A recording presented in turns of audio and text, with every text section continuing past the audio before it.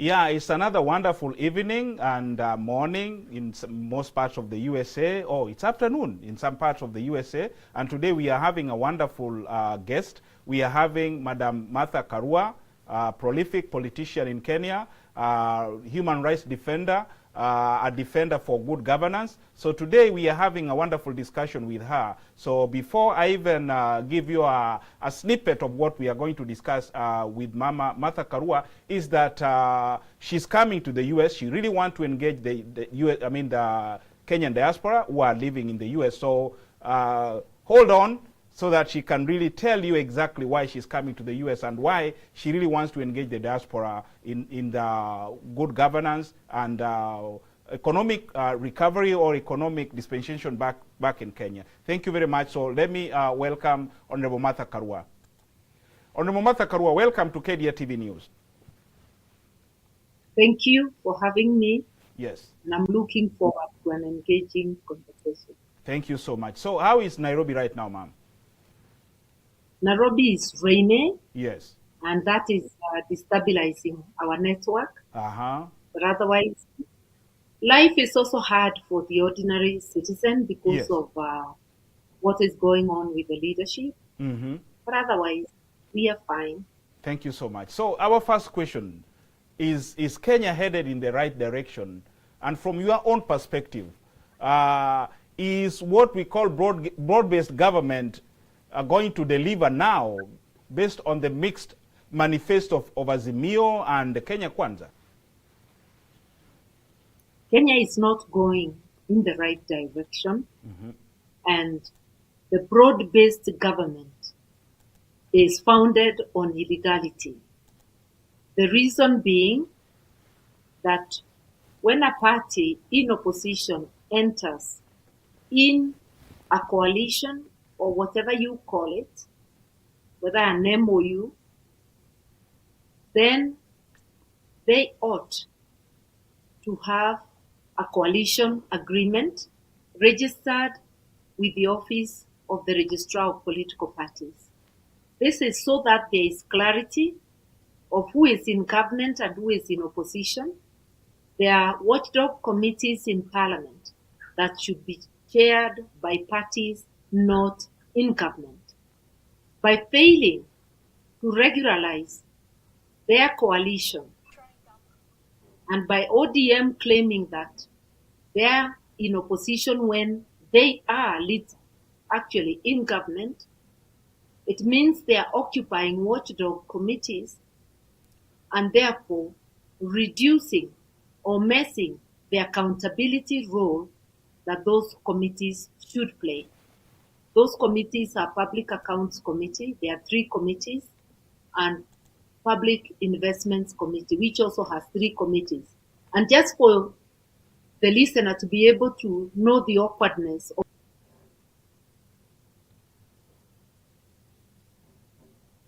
We lost you. We lost you there, ma'am.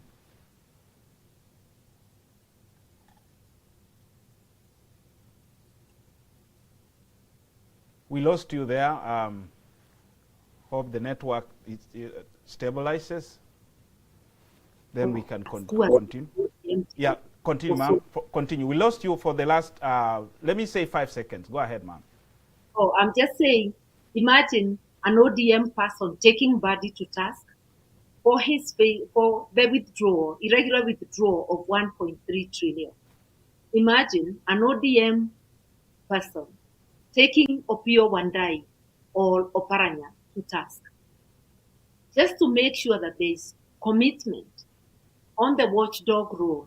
That is why the premise of the Constitution separated the roles of the majority party and the minority. Although the court declared Azimio the majority recently, ODM has negotiated with Ruto, with the Kenya Kwanza leadership, and they have not required them to relinquish the committee. This is another area where that awkward relationship is short-changing the opposition. It is our view that those who should be chairing those committees are members of Wiper, TAPK, or the the Jubilee, the faction led that which recognized Uhuru as their leader, because the other faction went also into a Kamwe stay married with the KK administration.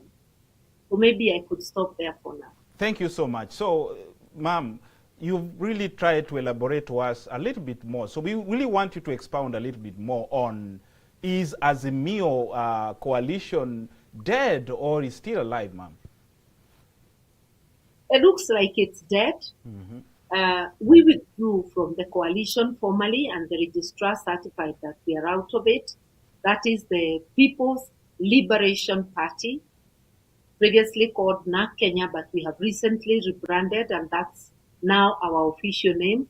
We withdrew from Azimio coalition when we saw ODM, the main party in Azimio, starting to cohabit with the ruling party, the Kenya Kwanza. And we decided that there is no need of having fights within the coalition. The best thing is to remove ourselves. But DAPK has recently given a notice.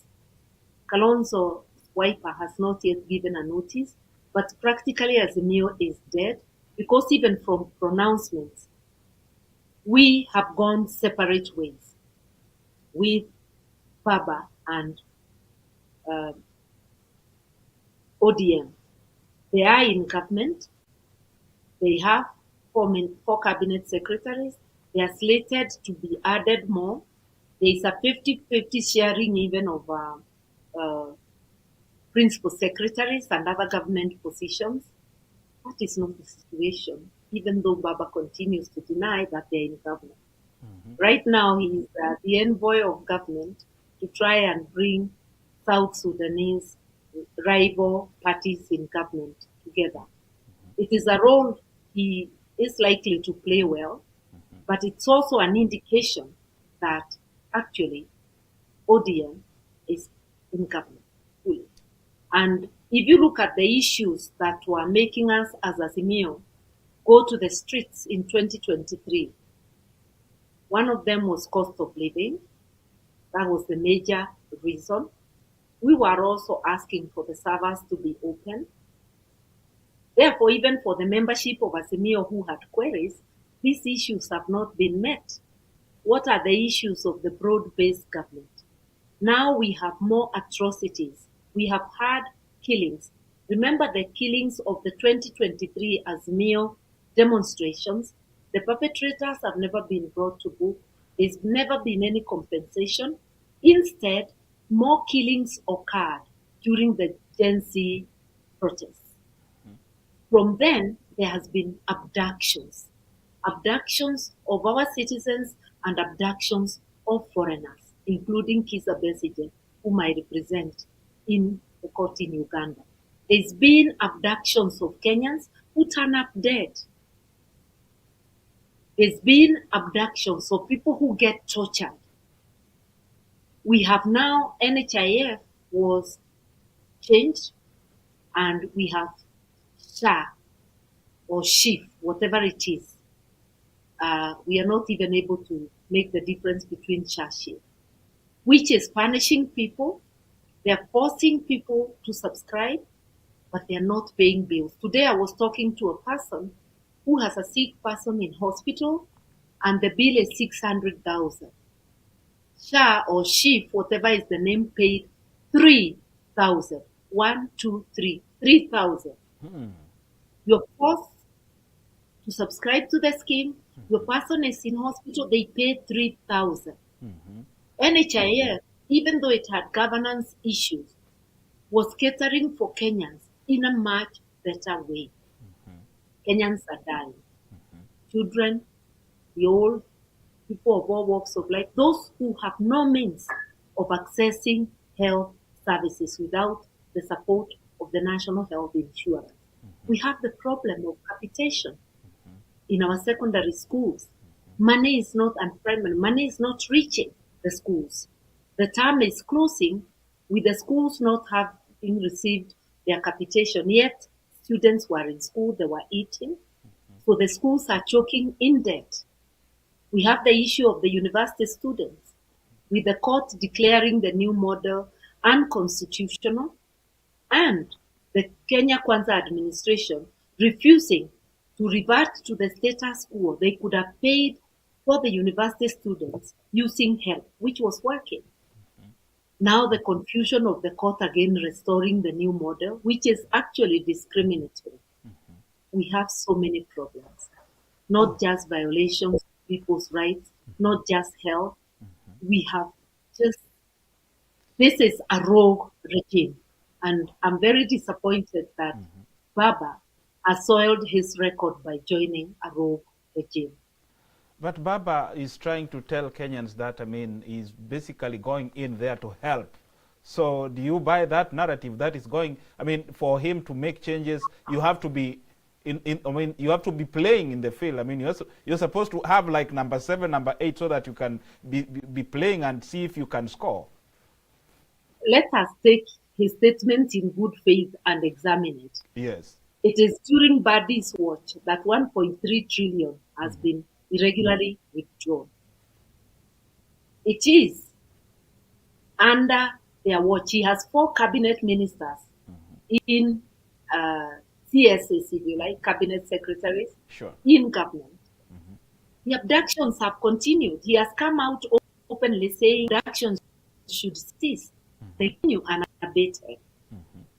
We have the Shashif thing still bothering people, yet he is in the regime. All the wrong things that were happening before are still happening.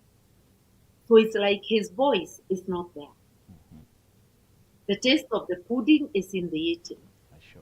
I know from where I sit, having worked with Ruto, having seen him in parliament for 15 years, I know that he will not change. His DNA is corruption. His DNA is lies. His DNA is grabbing whatever is in his way. How are things going to change? As Ruto approached you, ma'am. Go ahead. Yeah. If Baba can make things change, let him do, and then we'll believe him. Ruto cannot approach me because I'll tell him directly. And even those who he may attempt to send, they know the answer. Yeah.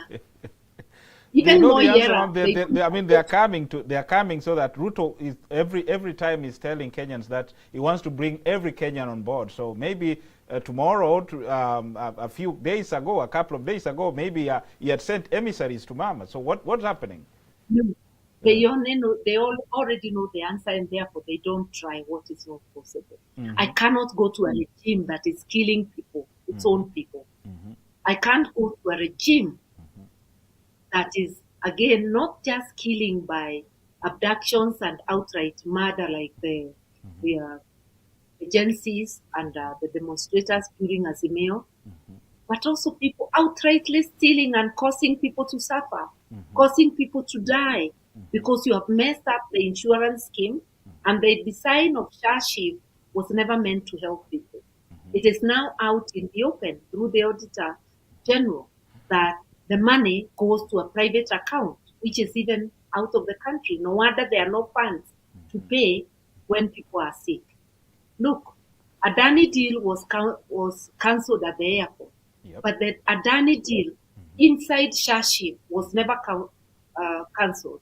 So they still got the 104, and that 104 billion.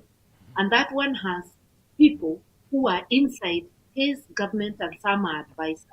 Some are his cronies in the health sector. What is that? What can you go to improve in a thing designed to punish people? Just like the new funding model is designed to discriminate. Okay. Well, thank you so much, ma'am.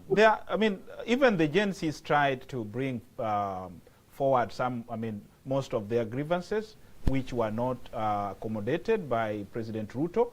And from Baba's perspective is that if Gen Zs could have been left to bring Ruto down or to force him out of power, definitely chaos could have happened. So from your own perspective or analysis, what could have happened if the Gen Z succeeded in forcing Ruto out of power?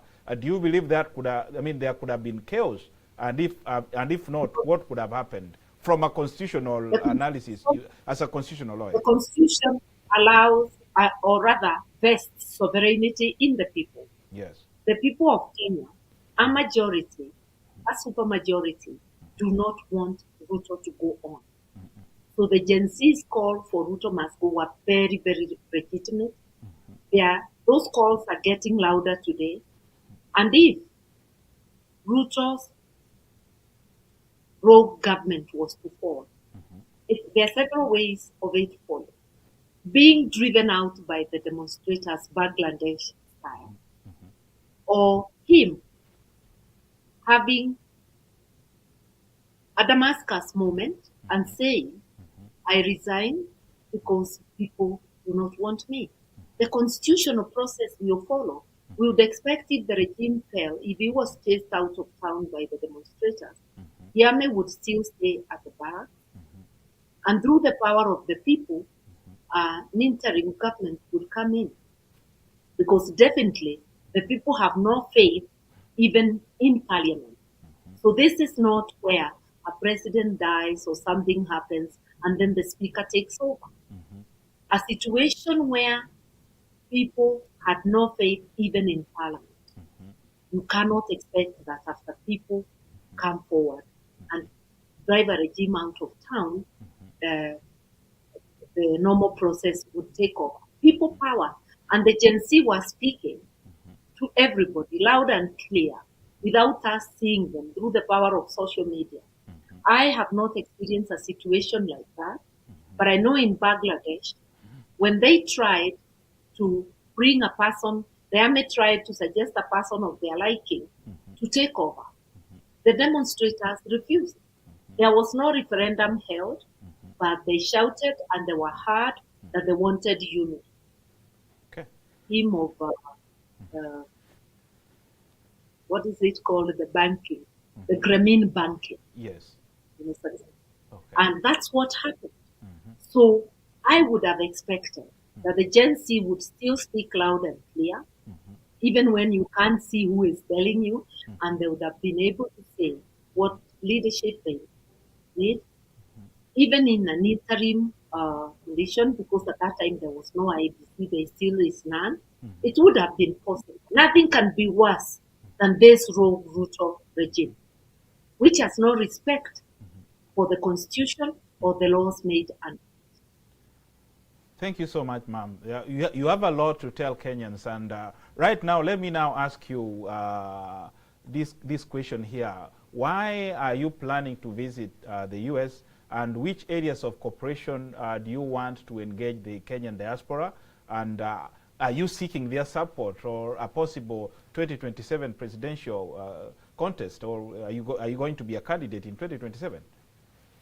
Yes, definitely I'll be a candidate in 2027, but we are organizing ourselves as opposition to be united. And although we are many who want that seat, we have all agreed that we must subordinate our interests to those of the nation.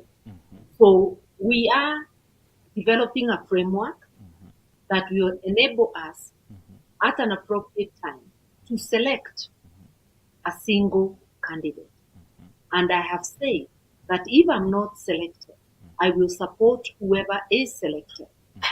I'll work very hard, of course, to be the one selected. Yes. But if it doesn't happen, I have pledged support. The only thing I've said I'll not do, I'll not be a running mate. Not again. Not again. So I'll not be in that ticket. Okay, ma'am. Is Kenya really ready then for a woman president? Have you ever done a poll for Kenyans to say they are ready for an incompetent male? Where does it come from? That narrative should perish. The narrative should be Kenya must have competent president, competent leader. Good. Period. It's not the gender. Okay. Yeah. I mean, they've done it right now. They did it in Namibia. Those people. That's why you are focusing. So your main agenda of coming to diaspora is just meeting the diaspora and making them understand on your aspiration, or what, ma'am? I'm coming on a speaking engagement. Okay. At the Smith College, and I have 2 other speaking engagements. In 2 are in Boston, and 1 is in DC.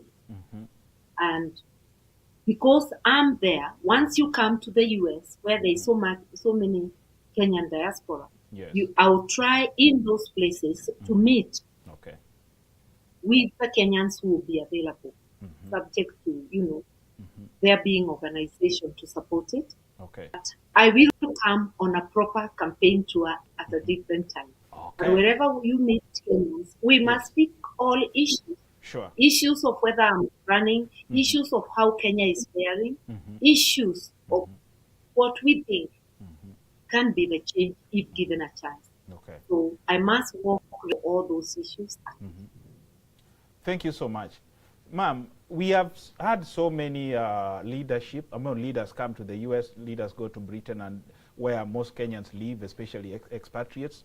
Unfortunately, when it comes to forming a government, the diaspora has been left in the cold. So are you planning in the near future to co-opt the Kenyan diaspora? And if so, which areas do you believe the diaspora can really make Kenya a better place? We have diaspora members. We are still going to do a membership drive in the diaspora. And those who contribute to getting the government must have a share wherever they are. So a PLP government would accommodate the diaspora by having a diaspora as a cabinet secretary and having them in other positions. We regard diaspora as a critical component of the Kenyan nation. And we all know that diaspora really supports the economy of this country. Thank you so much. Yeah, another question, ma'am, we need to ask you is, are we losing it in Parliament? Because we are expecting Parliament to be really taking critical issues or really challenging the, not really the status quo. Let's not call it the status quo, but they're supposed to be challenging the executive. Do you believe the Kenyan government is going to deliver or is delivering to Kenyans? So they have really let the Kenyans or failed the Kenyans? Parliament, we lost it to the executive. It's now an appendage of the executive. They vote the way the executive says, except for a very small handful. The Ruto regime has destroyed our institutions and does not respect separation of power. That is why they now can even form a government contrary to the law. Because you either are in a coalition or you are not. And that coalition has to be registered. And through carrot and stick, they rule Parliament. And unfortunately, we have a speaker who is totally complacent. That's an institution we lost. There are attempts to also take over the judiciary. But luckily, we have some very vibrant judicial officers, especially in the High Court, a little bit in the Court of Appeal, and also a little bit in the magistracy. And we salute those who work, no officers is Kenya, part of the executive. Our constitution, it is not the executive or the president that gives those positions. He appoints on behalf of the people. All power to the 3 arms of government and to all state officers is donated by the people of Kenya.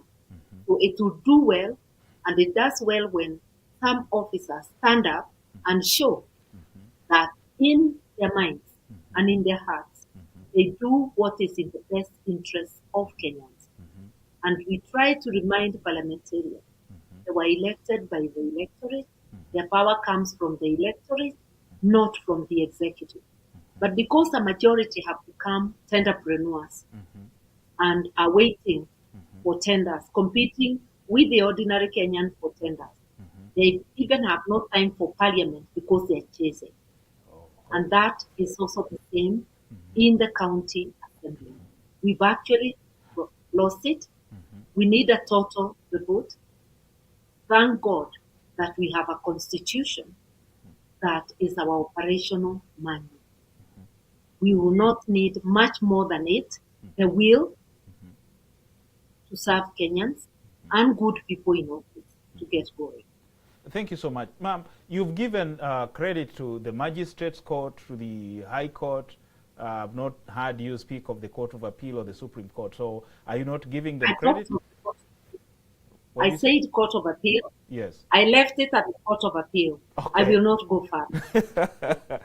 Thank you so much. Thank you so much. So, and I will not say anything else. Why not giving them marks, ma'am, or credit? If he said, I can't give what is not there.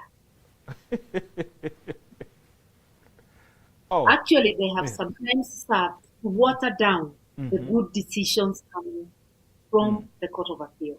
Yeah, like the Finance Bill 2023, yes, rejected by the High Court, rejected by the Court of Appeal, given a lifeline by the Supreme Court, and many others. Okay. It's very disappointing.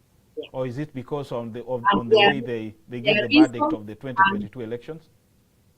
Let me tell you, yes. Let's forget that. Let's come to the decisions. Yes. You can yourself make the decision in the 2023 Finance Bill. Yes. Once something is unconstitutional, how on earth can it be saved? Okay. You see? Yeah. So you look at those decisions and say, this is not good jurisprudence. So I'm not talking about our case. I have issues with it, and I mean with the East African. So, because their decision essentially legitimize a decision of 3 against 4 in collegial decision making. They know very well, even in court, they say a majority is 4 because they are 7, not 3. Sure. So even though they did not use those words, what they did was to legitimize something that is absurd and many other flaws. But I gave just the most glaring. But I choose to leave and say up to the Court of Appeal. Thank you so much. Thank you, ma'am. Let's now discuss a little bit about the electoral reforms. We are going to for an election in 2027, so a few years from today, and I believe you really criticize the former IEBC. So, do you believe that if we go for an election in 2027, it will be free and fair? Ruto will try to manipulate. Even the selection of the IEBC, if you saw the chairs, the people who had been shortlisted, you will know something is wrong. Especially those of us who had information about some very credible candidates who were not shortlisted. I know that Ruto is working day and night to form not an independent electoral and boundaries commission, but a Ruto electoral commission. But still, it is possible to defeat him. And the only way it will be possible, because you'll be out trying all irregularities, is to have overwhelming numbers. And that's why we are uniting as the opposition in order to have the numbers. If we divide the vote, then we will be literally voting for him, because I know he will try to manipulate. But if we stand united and there's overwhelming numbers, no amount of attempt to manipulate will work, because even those manning those stations are Kenyans going through the same. So there will not be many people willing to be manipulated. We are hoping to reach that. And the diaspora has a role to play. You are supporting your relatives financially in these very hard times with your hard-earned money. Because I know money out there is not easy to get. Sure. You sometimes work 16 hours a day. Sure. And since you care for what is happening here, your support and your voice in your sphere of influence within Kenya, you work great to supporting a united opposition to get an overwhelming number of votes. You will help change this country. And if you join political parties of your choice, hopefully in the opposition, you will be able also to contribute to policy. Because we do hope that a time will come when our unity in the opposition will solidify further and where we can have a joint manifesto that whoever gets elected, these are the things. So you can contribute to that manifesto too. You are also knowledgeable people who have been in democracies that have worked. In US, whatever problems they have institutions that work. Okay. Although we have seen institutions being hindered, but they still work to a good measure.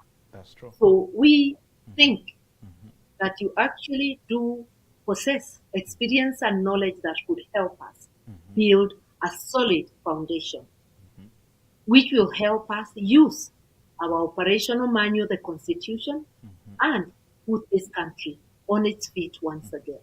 Thank you so much, ma'am. So another question now, you've spoken about the diaspora coming on board and really doing a lot of groundwork to help the best candidate to be in State House. But unfortunately, the diaspora till to date, ma'am, I can tell you that we are disenfranchised, whereby we don't really have, more polling stations. If you really want to vote, you have, a person like me have to fly from Chicago or from Minnesota to go and vote in DC. And if I fly with my family or I fly with my friends, it's damn expensive. So we already have 2 petitions in Parliament, but the parliamentarians are not really doing us justice so that we can expanding the polling centers so that as many as possible, people who are registered to vote, or Kenyans who are registered to vote, can vote. So what can you do as a party leader in that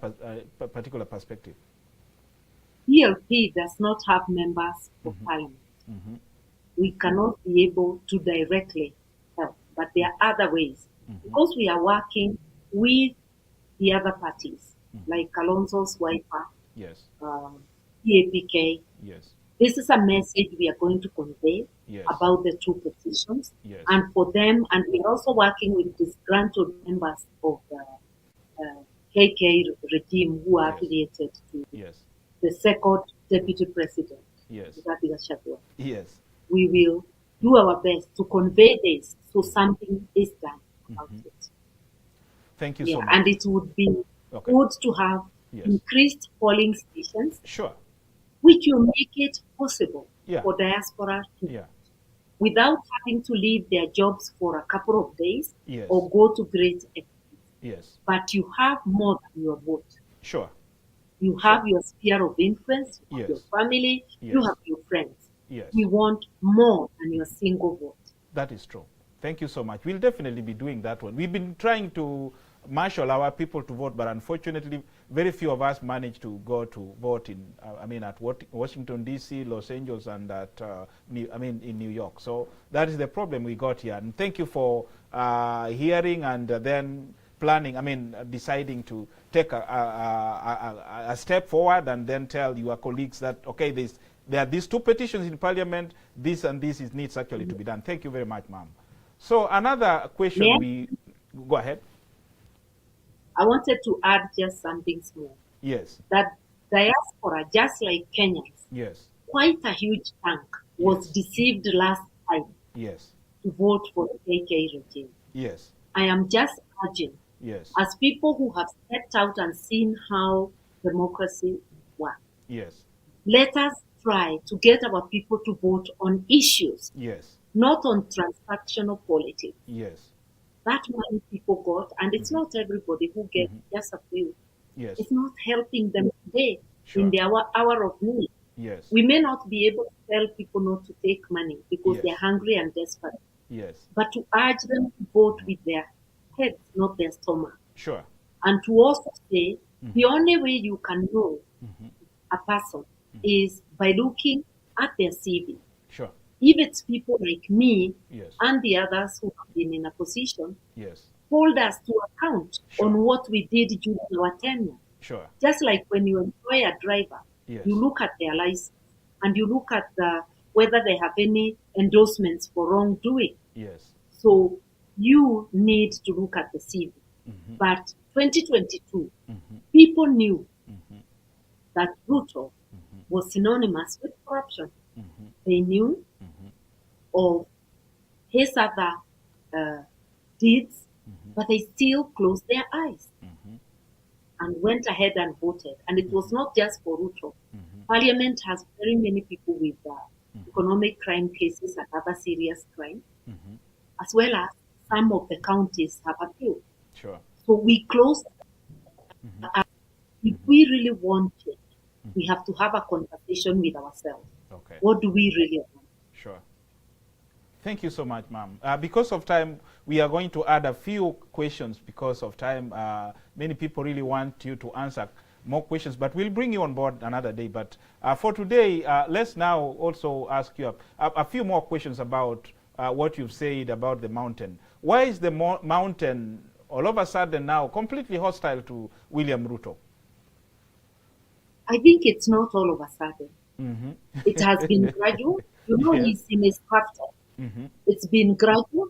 The mountain, like the rest of the country, are suffering and suffering seriously. And the Gen Z protests did not spare any part of the country. The 37 counties included the mountain, which was very active. Initially, it's like the mountain was under shock. Yes. So even when things went wrong, they were not talking. In fact, when we held the Rimuru 3 conference, it was actually to wake the mountain up. People came together for the first time, complained openly, and realized, yes, we can join Kenyans in doing this. So by the time the Gen Z protests came, the mountain was already alert and joined the rest of Kenyans. The mountain is suffering from the Shah shift.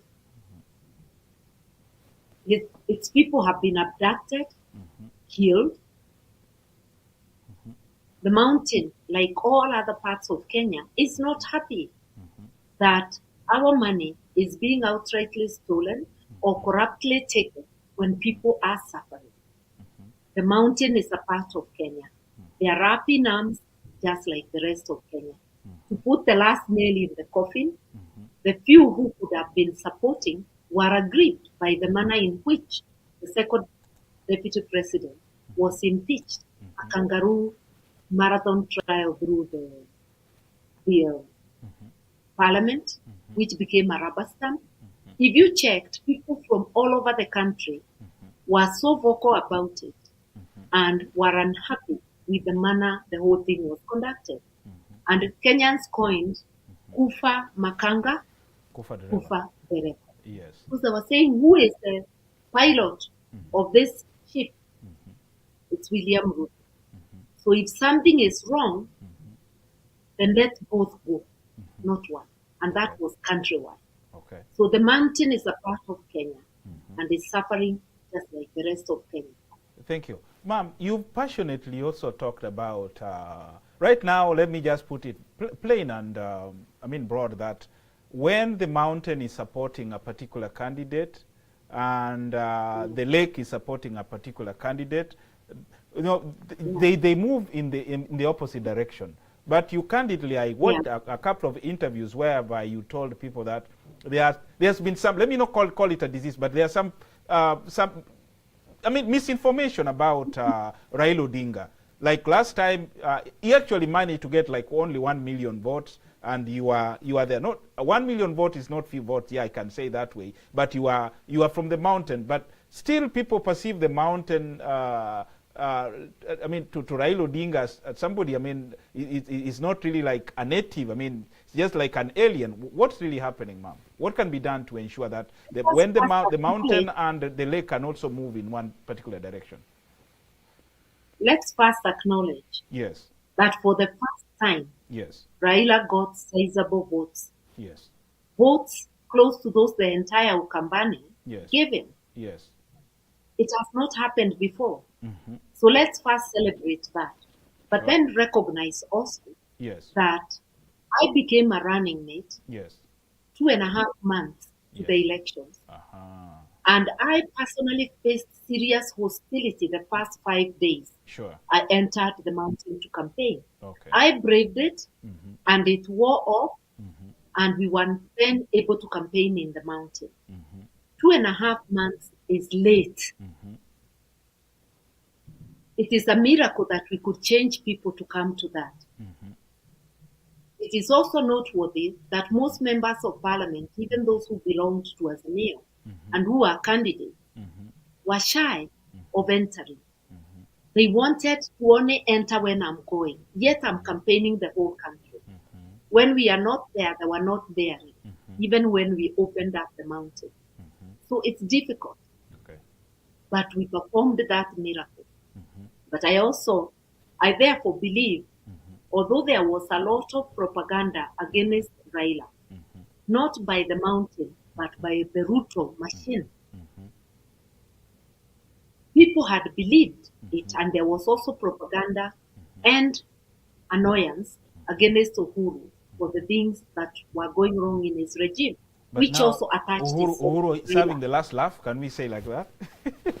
Yeah, but imagine there was hostility against Uhuru, hostility against Raila, and we still managed close to 1 million votes. That's what I'm calling a miracle. And my entry was just 2.5 months. And we were campaigning around the country because all parts wanted to see both me and Raila campaigning. So I'm saying this time round, let's not wait until propaganda overtakes everything. Let us go in time. Thank you so much. Thank you so much. And we are going in time. And the mountain never voted for any candidate in the mountain. There were 2 candidates. William Ruto, he's not from the mountain. Raila Odinga, not from the mountain. But William Ruto had 3 years of campaigning. For Raila, the serious campaign in the mountain, 2.5 months. And we got what we got. So it's not that the mountain cannot vote for somebody from the lake. The lake is a part of Kenya. And it's a beautiful lake. Thank you so much. I appreciate that. There's a question from a Kenyan called Jacob here. Thank you so much for that wonderful insight from your end. The lake is part of Kenya, and it's supposed to be part and parcel. Yes. Thank you so much. So there is a question here from a gentleman called Jacob. Let me just read his question as he has sent it. Many Kenyans are still struggling to get over the 2007 elections nightmare and your bold decision that you took. Your record on fighting for democratic freedom, jurisprudence, and good governance is embedded in the minds of Kenyans. But your actions in 2007 almost completely eroded your credibility. And still many questions linger in their hearts and may still find it difficult to forgive you. Have you ever regretted your decision in 2007? The only thing I regret is that people died and were displaced. Whether, for whatever reason, that is totally regrettable. But I want first to thank Jacob for that question because there are many who have it and will not ask. So I commend him for that. But I quickly add that Jacob should read the Kriegler report, which is online, and the Waki report to see who were the perpetrators of post-election violence. My being at KICC, boldly supporting Kibaki, whom I had voted for, as his agent, the same way Orengo was there boldly supporting Raila, doesn't make me complicit in the violence. If you remember, I was asking that ODM, which was disgruntled with the results declared, should go to court. I have shown you that I practice what I preach. 2017, I was rigged out as governor. I went to court. 2022, rigged out. As with Raila Odinga, we went to court, and I'm still in the East African court. So nothing other than propaganda. The perpetrators were taken to The Hague by international investigators, William Ruto among them. Martha Karua was nowhere, and you can't say the international investigators. I talked to them not to add my name. I had nothing to do with the post-election violence. I genuinely was an agent for Kibaki, who deserved to have an agent, just like Raila did. And finally, why would you think that Raila Odinga, knowing that I did something to stop him from becoming president, would then take me as his running mate? That's food for thought. Okay. Thank you so much. So our last question now, ma'am. Thank you for that, for those insights again. Our last question is about the church.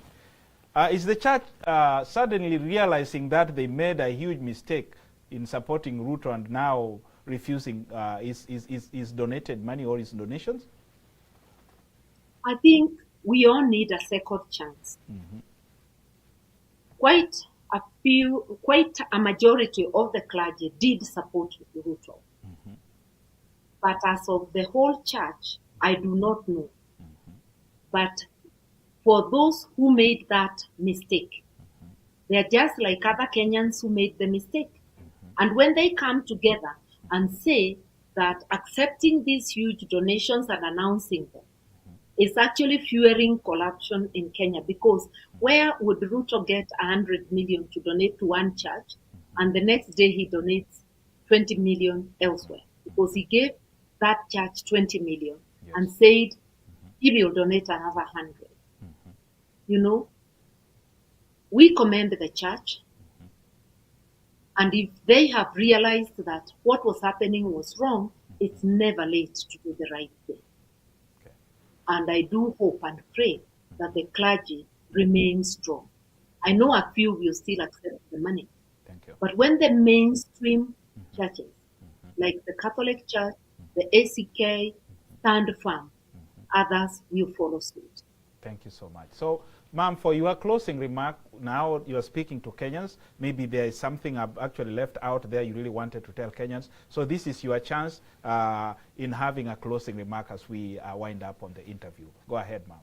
I just want to say that the People's Liberation Party is out to liberate Kenyans, to liberate the health, access to health, to liberate access to education, to liberate Kenyans from violation of their human rights, to liberate Kenyans from corruption, to liberate Kenyans from all the ills that are afflicting us. We cannot do this without you.